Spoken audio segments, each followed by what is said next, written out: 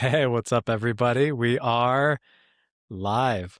Uh, yeah, Short Shot just gave me the challenge to go cams on today, so we're rolling cams on. I am back in the Boulder, Colorado area after a week of intense travel, but I'm not in my home office, and there is construction like in the alley right here, so my apologies in advance for all the weird noise while we go here. Hopefully it's But not man, too bad.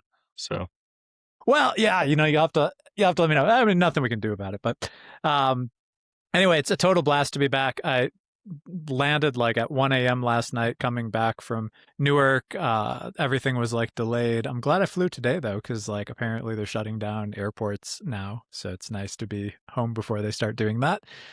But thank you so much for joining us. We got some super cool stuff to go. It's been an insane week, not just for our subnets, not just for uh, BitTensor and us putting real freaking quantum computers on BitTensor, but for like the whole quantum industry also. And so we'll try to like hit up a little bit of all of that in today's agenda. Um, as always, these things are done uh, as transparently as possible. We like to speak as freely as possible. And so all the information presented is ideas and concepts and not promises. So, again, as always, treat everything we say as forward looking ideas, not promises. This is not any kind of investment or legal advice. We appreciate that you guys continue to use this content for good and not evil. Keep that up. And if you are still here, then you agree. And let's get going. Okay, so on today's agenda, first we're going to talk open quantum because big news since the last time we did a Qubit Tensor Labs live there. I got Short Shot Ryan on, who kind of heads up a lot of our engineering there, so we'll kind of just talk about how that all went and what's next for that. Obviously, the elephant in the room for like every player in the BitTensor ecosystem is probably these massive emission changes. So we'll talk just a little bit about that, and how we're looking at that and how we're navigating that. Then we will spend some time talking quantum. Like I say, we've been on the road all week. For any of you guys that follow us on the socials, you will have seen us posting up some stuff about that. And then we'll hit up community and Q&A. I was looking at this. So luckily, one of my other guys, Omar, who kind of helps me with operations, put together a lot of these slides today. And I noticed that a lot of the community stuff that dropped in was covered in the material. So we might fly through that a little bit quick.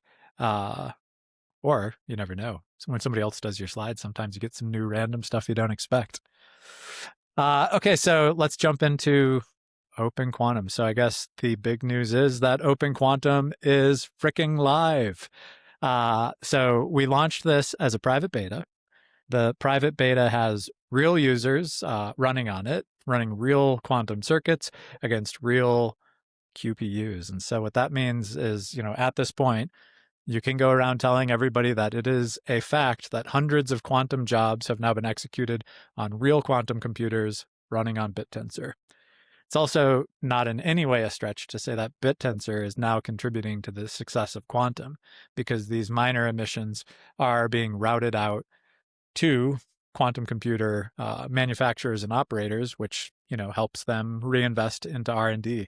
And so not only are we making quantum computers accessible to people that might not have been able to afford it otherwise, but we're also supporting the quantum industry as a whole. So congratulations to everybody that's been on the journey. Ryan and team, you guys have been working so hard on this stuff, so thank you for all the hard work. yeah, it's really good to see the platform kind of come together and be usable and work with users in our private beta to work through issues and see successes and then really moving towards you know uh, a beta and a public launch. So Yeah, it's been really amazing. Like what has blown my mind is it's like, you guys have had to build an entire, like, in real life stack, like centralized databases, centralized web apps, APIs, all of that stuff, and a complete decentralized infrastructure in order to do all of this like on chain with BitTensor. And you mix in all of the quantum aspects and integrating into quantum frameworks, like the amount of work that you guys have done is nothing short of incredible. So thank you for that. So if you are just joining us here, like I assume most of you guys have all this context, but just in case you are new to this, I thought it maybe would make a little sense to talk about what Open Quantum is. So Open Quantum is an application interface and a Python interface that sits on top of a BitTensor network that allows for free and subsidized access to quantum computers. Now, in real life, quantum researchers and quantum developers write their software in a stack, like in a Python-based stack most of the time, and execute their quantum circuits on quantum computers within those stacks. And so Open Quantum not only provides an application where people can submit those jobs, but it also allows for integration through Python libraries directly into their workflows. So you can just pip install the Open Quantum package, pip install a subpackage for your framework, and start running quantum jobs for free. Some of the key features here are obviously like the free access to quantum computers. You can execute QASM files 2.0 and 3.0. This seamlessly integrates into your workflows. It gets fast setup, but some of the things that aren't end user features, but are sort of like the other important features of this, is that users are exchanging the data that they're submitting for the free access. And so we're building just a wonderful data set of what people are doing out in the world. How big of a quantum circuit are people executing? Are people working on trying to hack Shor's algorithm? Are they working on trying to do quantum ML? Are they trying to, work on quantum simulation of chemicals? Right. So as we are providing all of this functionality for free, we're also creating what I think is going to position itself to be one of the most important data sets in quantum computing at this stage of the industry. So super excited about it. And of course, this is all built on top of BitTensor. And so, yeah, I guess anybody technically could build a centralized system that resells quantum computing. This is all really made possible by the decentralized incentive structures that BitTensor was innovative enough to invent, primarily for the AI space, but now repurposed to sort of the next frontier, which is quantum computing. And so we're super excited about that. Now, the end users for this are quantum researchers, quantum academics, software developers who are trying to sort of explore quantum computing, people who are actually employed by enterprises in quantum roles, or students or enthusiasts. Any of those people can come in and use the system. And we're super excited about it. Like we said, it's in a private release today. And so real users are on the system executing real circuits. You can register today, and all it takes is for us to check a box on your user account in our backend, and then you can start submitting circuits too. We do plan to roll this out to a much broader audience, including Qbtll users, quantum rings users, to sort of go from the people that we are very comfortable with taking tight feedback from into a broader community before ultimately getting to the public release planned for December. And I think for those of you that follow on socials, you'll see that we were recently at the Qbtll developer event, and we'll talk a little bit more about that when we get into the quantum section. But, we had a captive audience from a lot of the key players in quantum sort of sharing this. And actually, it's kind of weird to be in a room full of quantum people and telling them that this is all powered by BitTensor. I think honestly, so many of them are intellectuals that when they didn't know what that word meant, they probably just pretended like they knew what it meant. But, there weren't even any weird looks, when we started talking about BitTensor in a little bit. So, really kind of interesting. All right. And so there's still more to do, though. And Ryan, maybe I'll throw these up here and then we can talk through some of these items. But so much awesome work has been done. The subnet code is essentially out. That's in maintenance mode at this point. We'll squash bugs when they come in, but all the features required are implemented there. At the API side, we essentially have pretty much all of the functionality.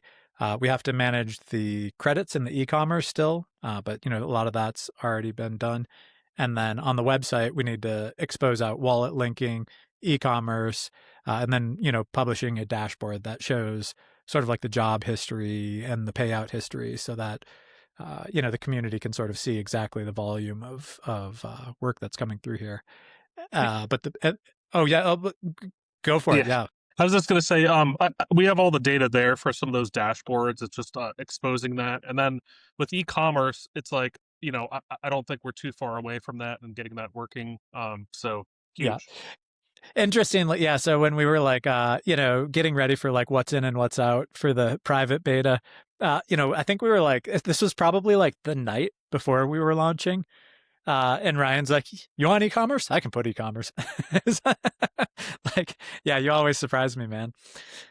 And then I think some of the bigger work to do is on continuing to extend out the quantum frameworks that we integrate with. So one of the interesting things is there's this really cool organization in the quantum space called the Unitary Foundation. And every year they put out these market adoption surveys where they, essentially send it out to everybody in the quantum industry and they say what frameworks they use. In the most recent one, I think it was 74% of all quantum users use Qiskit. And so we started with Qiskit integration. But Penny Lane, a framework by a quantum company called Xanadu, has been, really growing pretty fast in popularity. So we'll be adding support for that pretty soon. And then Circ is Google's current language. They have a new language that they're sort of working on also, but Circ will be sort of the next in terms of adoption. And then that partner that we talked about, Qbtll, we've got some aspirations to build a really while it will be available to them, we actually have some cool opportunity to actually do like a native integration to make it just super easy for Qbtll users. Yeah. Anything? Did I miss anything, Ryan? Is that about it?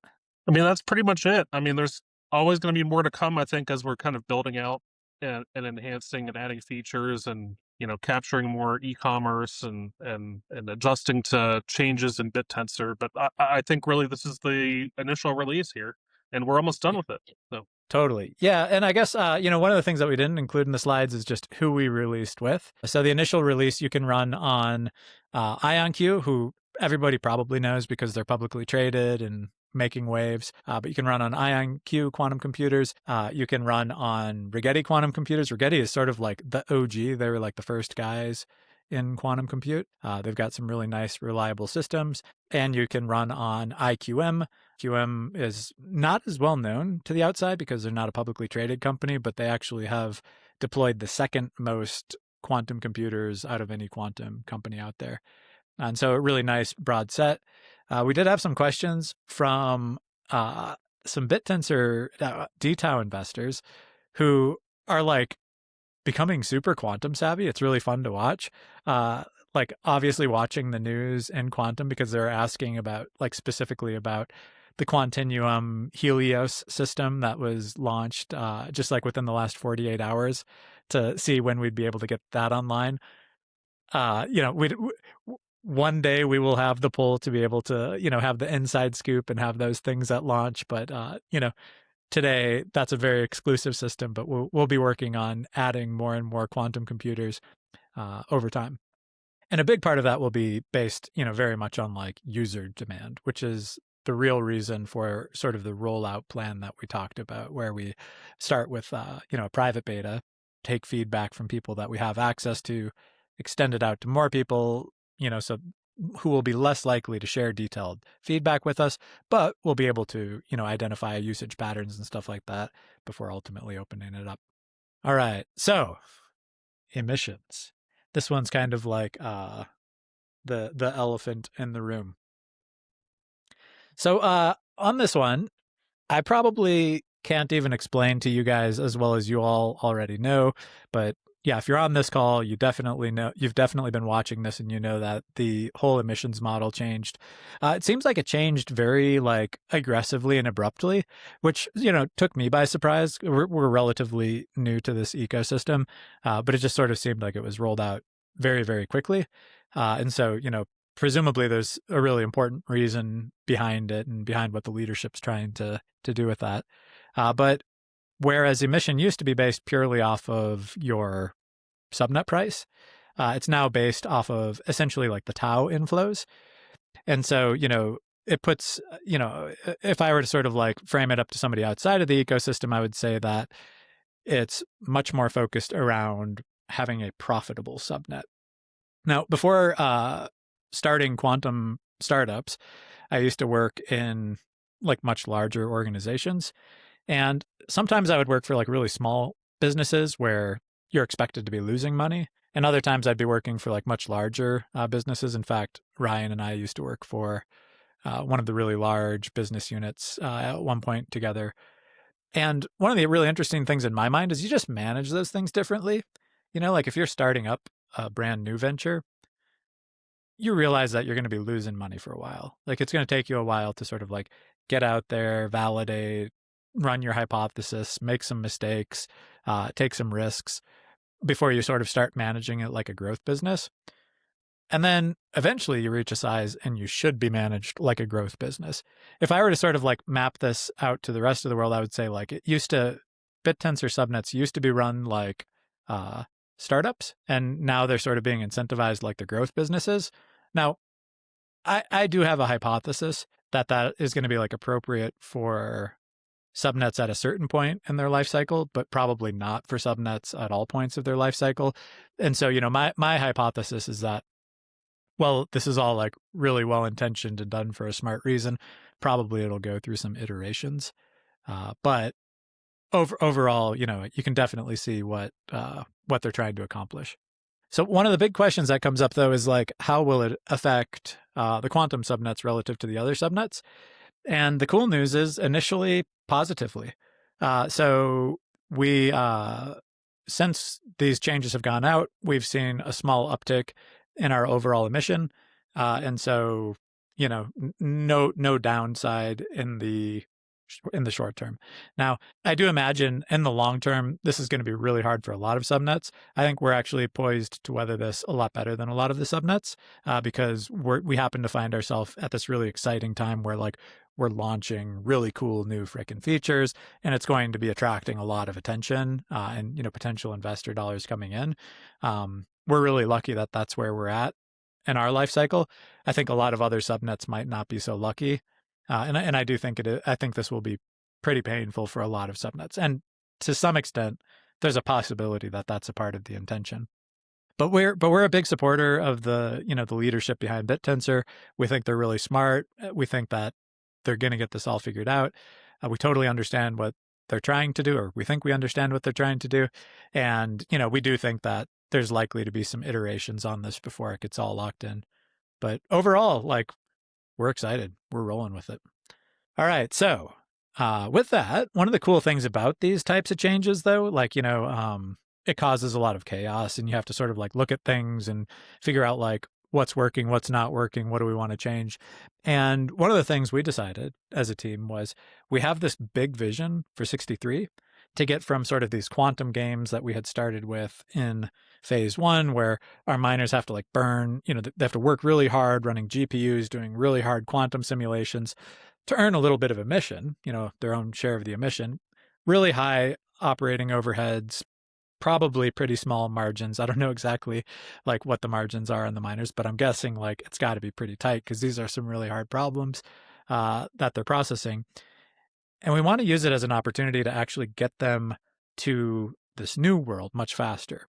In this new world, they're competing against themselves, but also against real quantum researchers who will be joining. And instead of constantly burning GPU and constantly running the same types of problems over and over again, like very much like, almost like traditional Bitcoin mining or something like that, we are moving into this model where what you are submitting is not the answer, but the method for how you achieved the answer, which will mean that people can commercialize their intellect instead of their compute horsepower by developing quantum IP. The long-term vision on what this is to create an IP trail that we can license commercially and use that commercial licensing to, find a virtuous cycle for the token itself.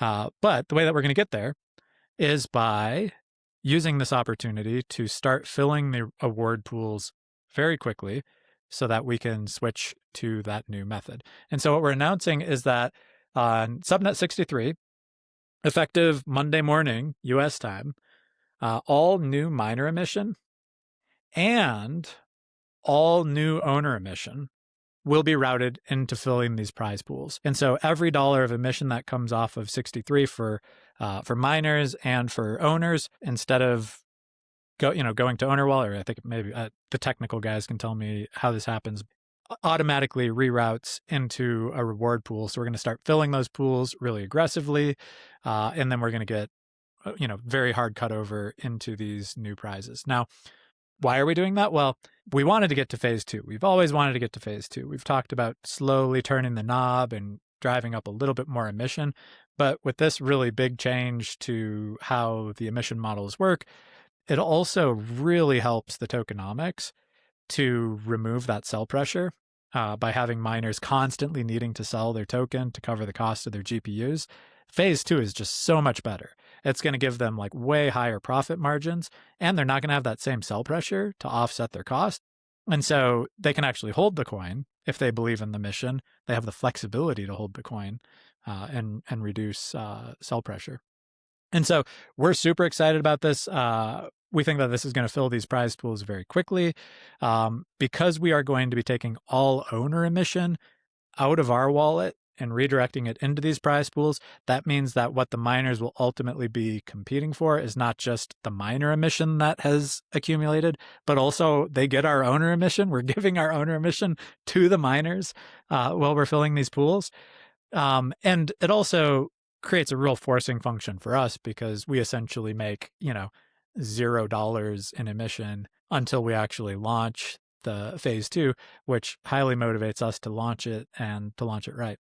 Also, I'm sure if you do the math on that, the tokenomics look really good if you're a DTAU investor by, again, removing all the sources of sell pressure while we're doing this. So yeah, we're excited about it. We're really, we really, hats off, Ridges did go through a really similar transition, and we really took the inspiration from them. We thought it was really cool that they took their owner emission and burned it while they were migrating. So yeah, we love the idea. We'd like to feel the pain until we're there with you guys. We're super excited about this. And if you are a current miner, well, I don't want to give too many hints around what the initial prizes or what the initial challenges will be. Knowing peaked circuits really well and having come up to speed on shores, those are going to be very helpful when you get there. And so, yeah, if you have built up that intellectual foundation, that will be very reusable when we get to those new challenges. We are expecting this to be available in late December, and we'll be foregoing, like I say, owner emission until we get there. There was also a question about, what does that mean about shores? Well, the plan is to reuse these, but not in the exact form that you would have seen it in the subnet code. So, keep getting ready, and we'll be really excited to see you in the new manifestation. Again, Monday morning, US time is when that change will go live. Ryan, did I miss anything on that? By the way, I babbled a lot. Like, I was not concise. I'm over caffeinated and Yeah, underslept.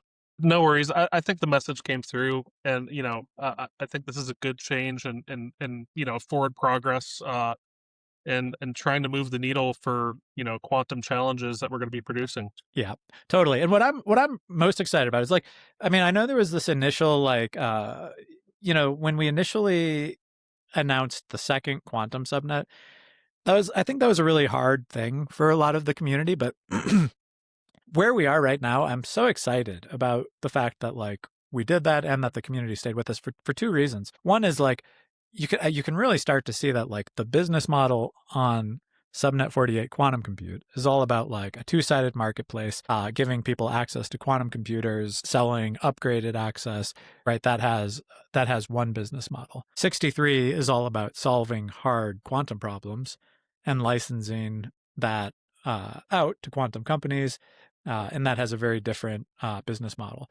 Also, as we have been engaging with outside investment to bring money in, which, I'm not, I don't want to say anything about that because it starts to get very financial. Um, it's a very different kind of investor, right? People either understand 48 and they are bullish on 48, or they understand 63 and they're bullish on 63. But it's actually really unusual to find people out there that sort of see both of those and get really excited about both of them.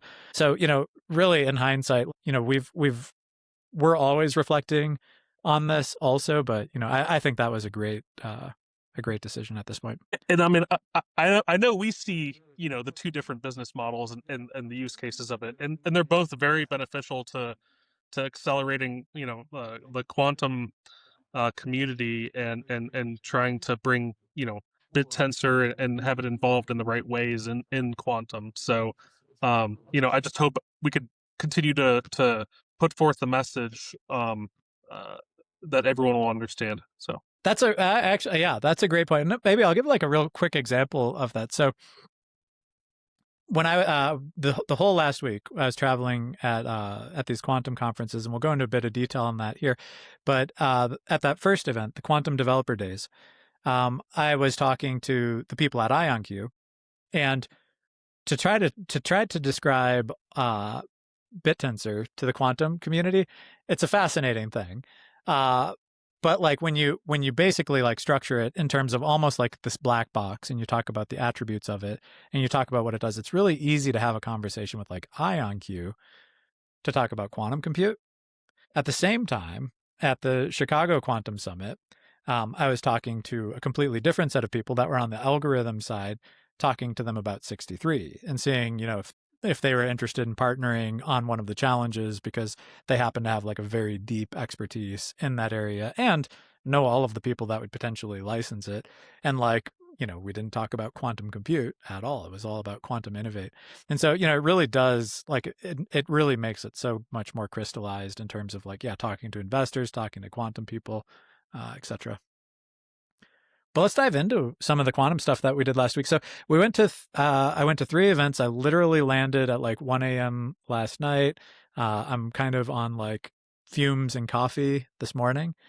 But I had the privilege of speaking at the Quantum Developer Day, which is a Qbtll event, live streamed. I know a few of you guys were on it, checking it out. It was like on a Sunday, so that's pretty amazing. This was the first time that we talked very publicly about both Qubit Tensor Labs, about Open Quantum, and about BitTensor. And, the reaction was good. In fact, I had everybody from like lawyers trying to talk to me about like the implications of taking this aggregated data set and how that might be, distinctively interesting for quantum, all the way down to quantum compute companies talking to me about getting onboarded so that they could sell more of their compute capacity through it.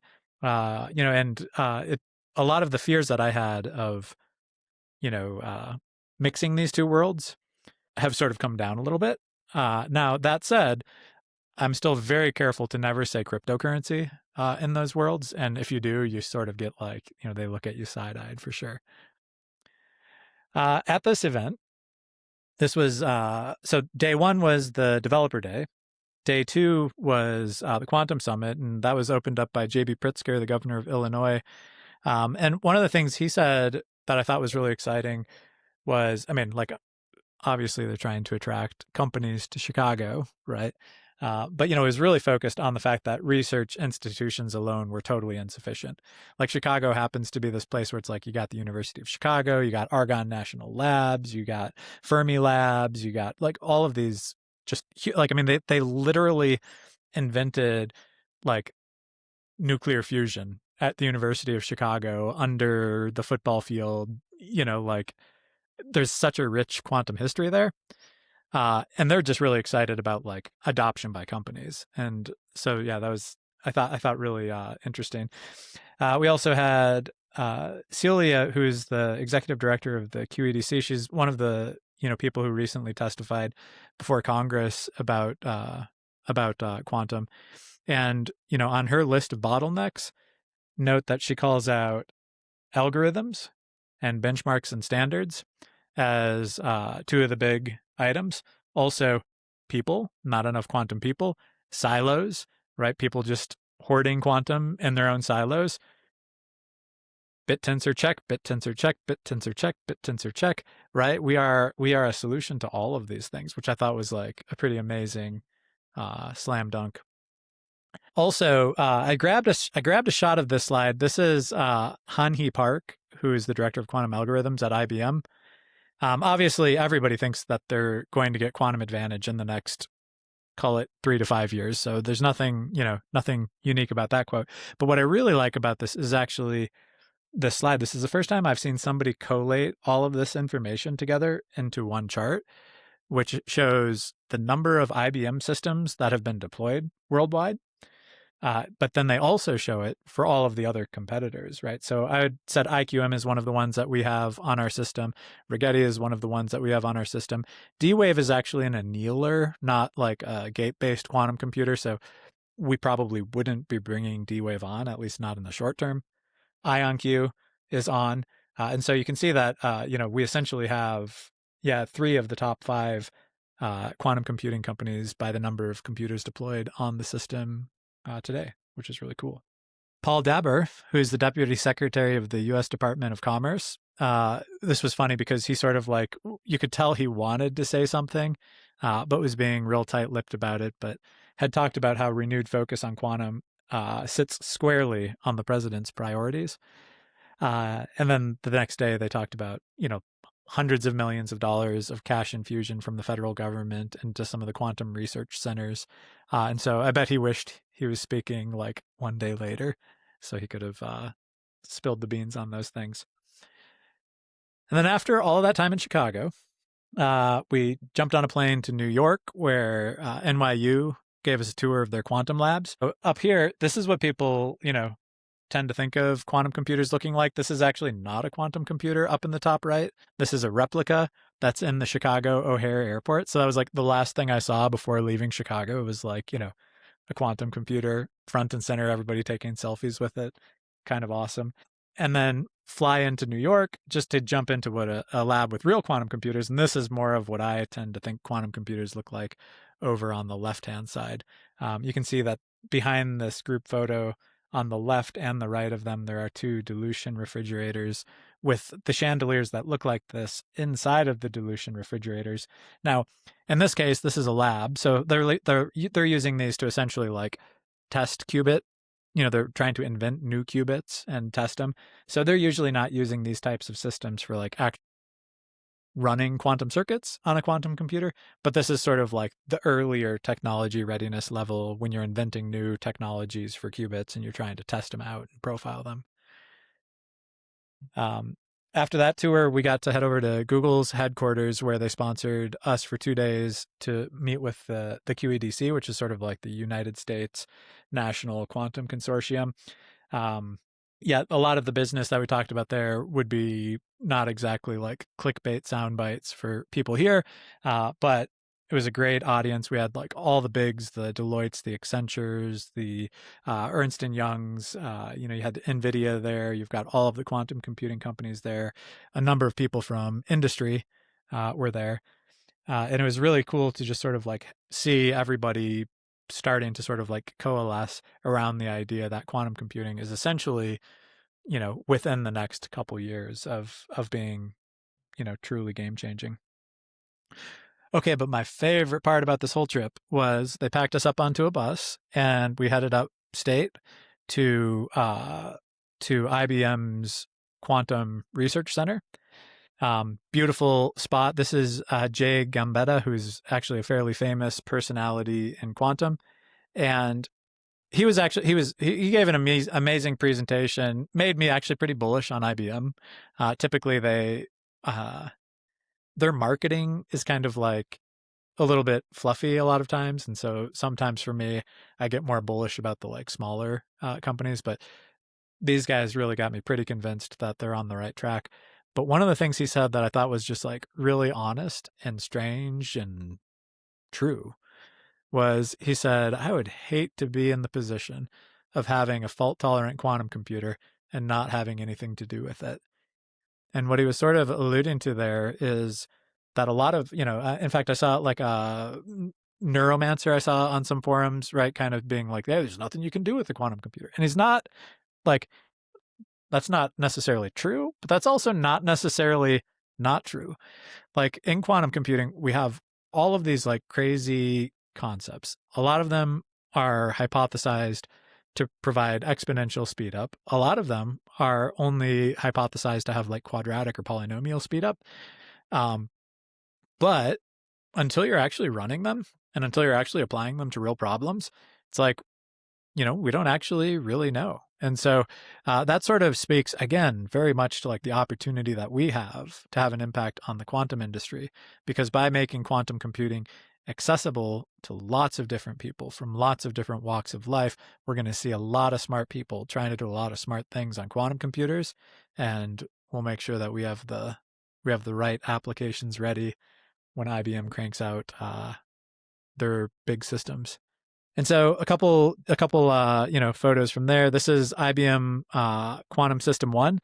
So interestingly, this I was talking to like some of the IBM guys, and I was poking fun at like how shiny this dilution refrigerator was. And I was like, did you guys have to like commission a special dilution refrigerator just to get it, like, this pretty stainless steel? And they said, oh, that's just a veneer.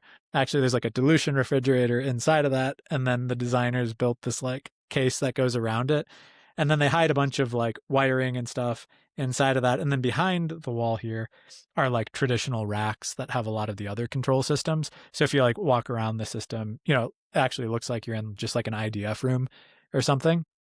And so yeah, inside of this you can imagine that there's Yeah, a dilution refrigerator and then a chandelier. Yeah, go but Ryan. between this and Helios, it's like it looks so clean, but then it's like you kind Yeah. of want to see the innards at the same time.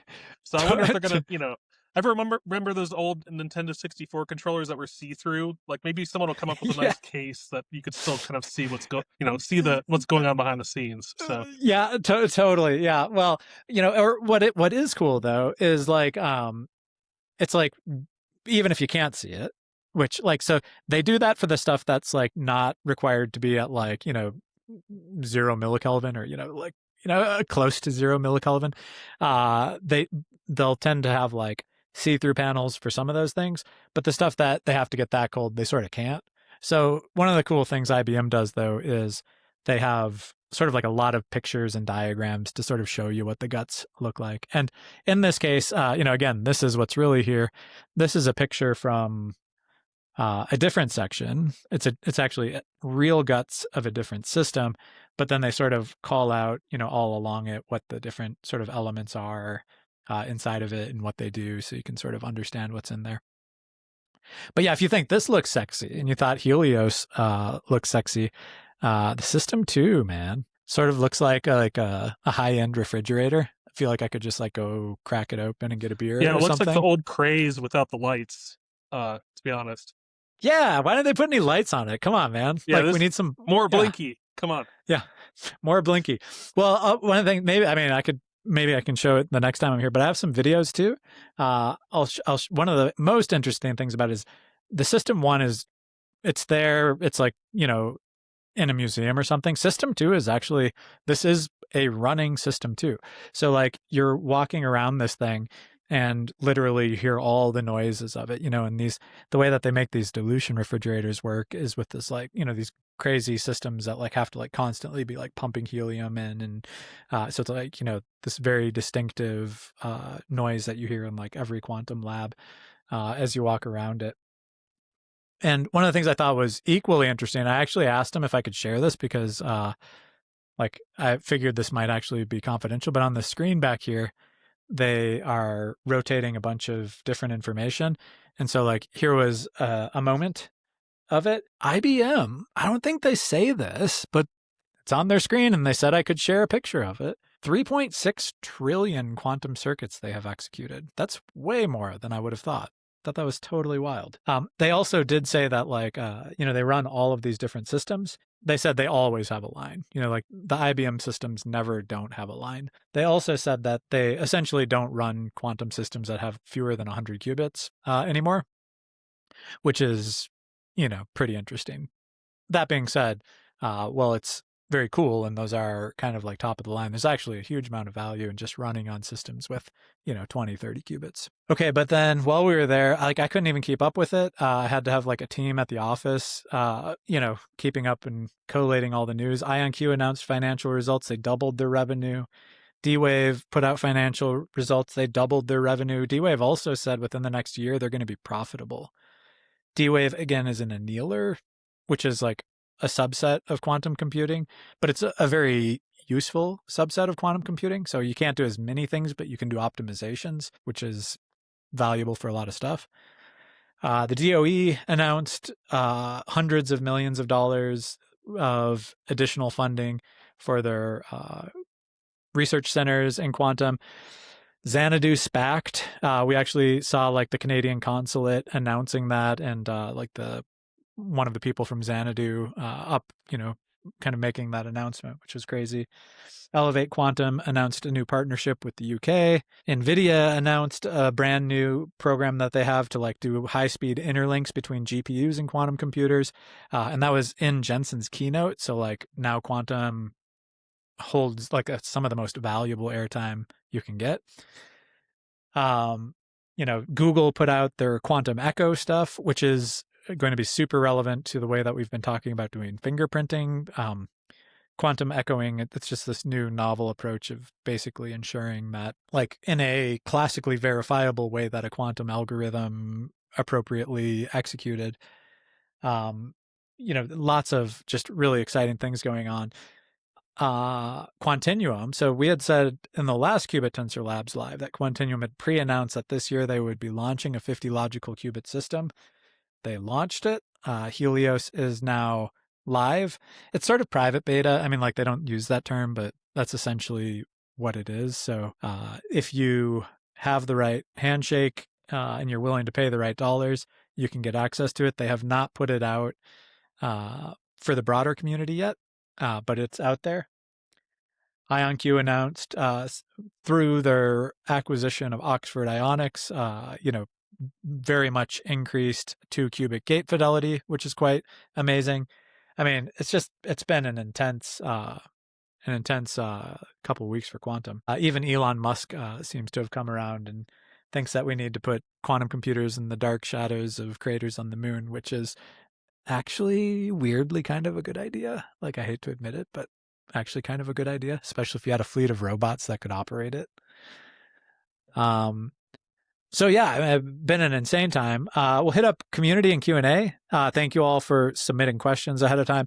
A lot of the items that are in here, I think we covered already, but let's just hit it up to make sure. Okay, so this one is good. Very smart question. I wish we saw the user who asked this question. This is a super smart question. So this user is calling out that there are export controls on quantum computers, right? Like these things are supposed to be so powerful they can break encryption. Like you can't just make these things available to anybody on the internet. You're right. So one of the things you'll notice in Open Quantum is when you register, in addition to like accepting terms of use and everything, you actually need to enter the country that you're coming from. That is for export controls. So we track where the quantum computers are and where the users are, and then there's like different restrictions for who can access what. In the US, we call these ITAR restrictions. There are a number of countries that we can't provide access to legally. We would be breaking the law if we did. But there are also plenty of countries that we can support this. So good call out, whoever is on this. We're on it. Shine Tangerine. I'm guessing that's Quantum Tangerine. Did you change your name again? This question says, this is about how long we're going to be in each of these stages of Open Quantum. We had answered that one a little bit earlier. The plan is to have it in open beta mid to late November, and then to launch it in December. And the December launch will be aligned with a quantum event that we will be at, and that we will not only be at with a booth, but also presenting at that conference. We don't want to say the date because we sort of hate the sell the news thing that happens sometimes. But I'm sure people will be able to figure it out when they put all of those data sets together. Oh, what was the other question here? Yeah, okay. Helios. Yeah, nice job. Nice job, Tangerine. Yeah, Helios is an awesome system. We don't have access to it yet, but we will be trying to get access to it. Also, we don't even know how much the compute time costs on it and stuff like that yet. They're sort of in the amazing technology announcement, but not quite ready to be giving it to the world yet. Okay. And then Tensorized. So Tensorized, you guys are awesome. We love you guys. We know that you mine 63 aggressively. They were looking for the status of Shores. So we were originally planning on launching challenge number 3, the Shores circuit, in the phase 1 concept of subnet 63. We're going to be rolling that into the phase 2 concept. So instead of doing it as like you're constantly executing Shor's algorithm on GPU, instead we're going to create a different challenge that is centered around advancing Shor's. So Shor's algorithm for y'all, that's the one that everybody's afraid is going to break Bitcoin and break RSA 2048. I don't want to divulge what the initial challenges are going to be, but again, we are trying to drive advancement in quantum and create IP that is licensable. And so you can imagine that this won't simply be executing Shor's circuits, but will be a tiny bit more involved than that to see, who can tune it and iterate on it and innovate on it. So all the work you've done will pay off. We think there's going to be a good opportunity for you guys to make a lot of money. We look forward to seeing what you guys do in the next manifestation of 63. I think you're going to rock it. Okay, next question is, can we have an update on the credit system? Yes. Okay, so this question, for anybody who doesn't have the context, is inside of Open Quantum. Well, we try to keep it very much crypto hidden. We do give the ability to link to a BitTensor wallet. We do that because if you stake Tau onto either subnet 63 or subnet 48, the amount of Tau that you have staked will generate a certain number of credits in Open Quantum. We do this so that people can either choose to unlock extra functionality by directly paying with credit cards, or by supporting the subnet through staking activities, and then they can actually like make money while making those credits through both appreciation and through APY. The question here is, what do we do if we have money staked but we don't necessarily want to use quantum compute? So I will say we have not looked at the idea of like transferring or reselling credits, which I assume is kind of what you're getting at there. I think that's a really interesting idea. We'll have to, I wish I had a more concrete answer for you on that one. All I would say today is that we have not yet explored the idea of transferring or reselling those. It would feel to me like the idea of like transferring credits would feel very tangible. And then if somebody were to monetize that outside of the ecosystem, maybe that might be an appropriate balance to draw there. But yeah, no promises on that one. We've got to figure that out. And then, okay, the last question is kind of general, high level. I like it. It says, someone could put a list of questions from us on Discord. Okay, so this is probably like talking more internally, but my guys grabbed it because there were a couple good points there. Credits we hit. IP plan we kind of hit. So IP plan is, again, that the way that 63 monetizes and how it creates a virtuous cycle is by these challenges which require the miners to submit source code. They can win if their source code performs better against the documented criteria than the previous winner. And we then, but by submitting that code, they are assigning us the permission to license that content. So they are compensated through the reward pools that they unlock. And then we try to go out and license what they did in the quantum industry as we make enough advances. And to the extent that we can do that, we try to then create a virtuous cycle for the community. Commercial deal structure, that doesn't really exist yet because we aren't there yet.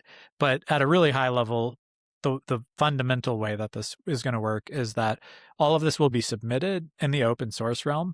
but it will be submitted under like probably a GPL license, possibly an feral GPL license, but essentially like a license type that normally corporate America doesn't want to operate with, because it's this license where if you use it or if you innovate on it, you are also required to then open source your modifications. Corporate America hates that, right? So in the open source world, we would license it that way, but we would dual license it so we could also license it using a corporate license and relieve them of all of those obligations. And so the way that we would be able to do that is all of the miners will end up submitting their applications right through Open Quantum. When they do that, they would click through an agreement that assigns permission for us to do that. And again, the miner's compensation comes from unlocking the reward pool, and then we try to monetize it on the other side. But the specific commercial deal structure doesn't exist yet because we haven't generated any of that IP yet, and we haven't licensed it. So there's layers to get through there. But good question. Okay, and this one actually I don't even remember this slide being in here, so I'm going to look at it a little bit with y'all. All right, love it. Actually, so this must just be like the bullish slide. Let me see if there's anything bad in here. This all looks like good stuff. Yeah, okay. 63 and 48 to go on a Ridges style run now. I like that. I didn't say that. I'm just reading what was on here, but knock on wood. Prize pool alphanomics are brilliant. Nice. So that is a big part of why this new incentive mechanism is sort of like driving us to do that more aggressively. JB, good call. If you haven't done the math on that, do the math on that. It should look pretty awesome, especially while we're building those pools and not actually issuing them. Yeah, okay. So I'm gonna have to give like Omar kudos because this is just like a whole bunch of nice stuff people are saying about us. So so thanks for that. All right, and I think that's it for today. So yeah, again, kind of a crazy world. BitTensor's moving fast. Quantum is moving fast.